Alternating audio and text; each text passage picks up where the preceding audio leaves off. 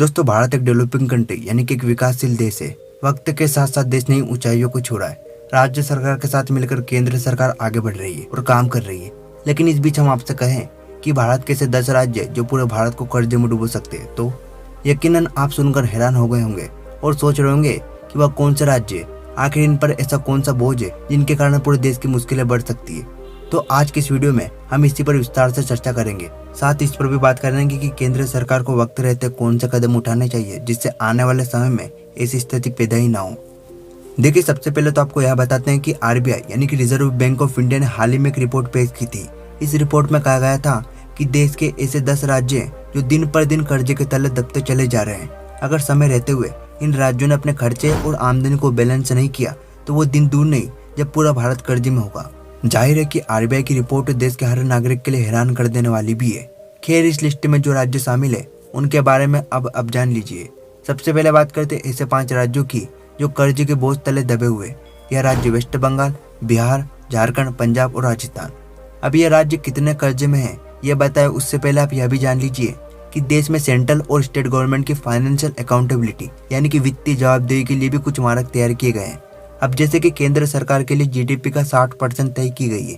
इसका मतलब है कि सरकार का डेप्ट जीडीपी रेशियो 40% है, जबकि राज्य सरकारों का 20% है, और वो भी सामूहिक तौर पर।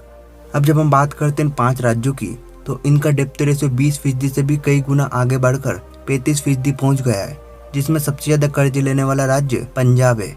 अब आप कहेंगे कि पंजाब में तो अभी नई नवेली सरकार आई है, अभी से पंजाब कर्ज के तले कैसे हो गया? दरअसल यह कर्ज पिछली सरकारों की देन है।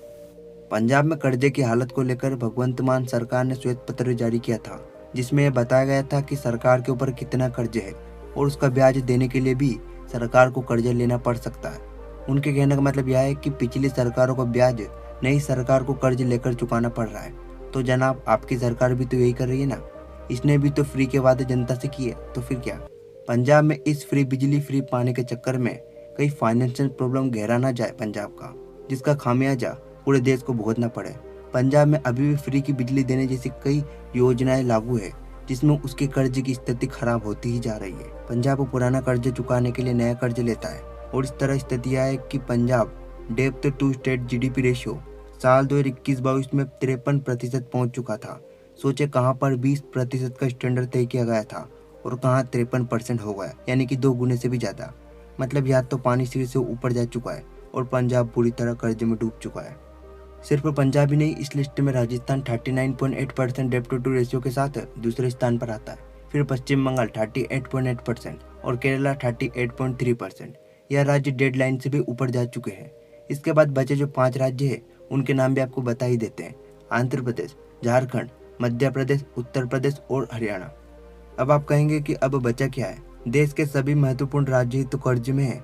तो मैं कहूँगा नहीं, क्योंकि अगर आपने इकोनॉमिक्स से पढ़ी होगी तो आपको यह तो पता ही होगा कि कर्ज लेना बुरी बात नहीं होती, अगर कर्ज किसी विकास या नेक काम के लिए लिया जा रहा हो।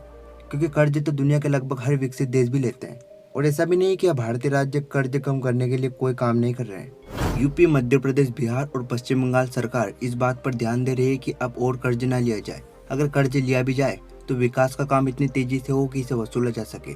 कुछ राज्य अपनी जीडीपी को बढ़ाकर अपने इस कर्ज को खत्म करने की कोशिश कर रहे हैं। इस कड़ी में अगर कोई राज्य सबसे अच्छा कर रहा है तो वह है बिहार और छत्तीसगढ़। ये दोनों राज्य ऐसे हैं जहां पर सरकार कर्जों को कम करने और आमदनी बढ़ाने के लिए जोर दे रही है। विकास के कामों को तेजी से पूरा किया जा रहा है। अब जब कर्ज के बोझ तले राज्यों के बारे में इतनी डिटेल से चर्चा कर ही रहे हैं, तो आपको यह भी बता ही देते हैं कि आपके राज्यों की आमदनी और खर्चे का पैमाना क्या होना चाहिए। तो देखिए, ऐसा माना जाता है कि किसी भी स्टेट की कमाई का कम से कम 1/3 हिस्सा उसके निर्माण और विकास कार्यों पर खर्चा किया जाना चाहिए, ताकि राज्य का विकास होता रहे और सोर्स ऑफ इनकम जनरेट होती रहे। अब किसी राज्य का विकास और इनकम के स्रोत एक दूसरे पर ही तो निर्भर होते हैं। लेकिन असल प्रॉब्लम तो यहाँ यह है कि इन राज्यों के खर्चे का 90% हिस्सा रेवेन्यू एक्सपेंसेस यानी कि सैलरी, पेंशन और सब्सिडी जैसी चीजों में चला जाता है। अब बचे 10%, तो उसी से होता है राज्यों का विकास कार्य। तो भला आप समझ ही लीजिए कि विकास कैसा होगा और कहाँ से होगी राज्यों की कमाई।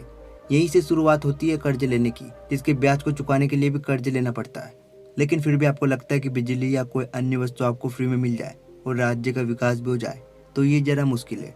ये जो नेता राजनेता आपको फ्री बिजली का वादा करते हैं ना, ये आपके लिए ही नुकसानदायक है। आने वाले सालों में आपका प्रदेश जब कर्ज तले दबेगा तब सारा पैसा आपसे ही वसूला जाएगा।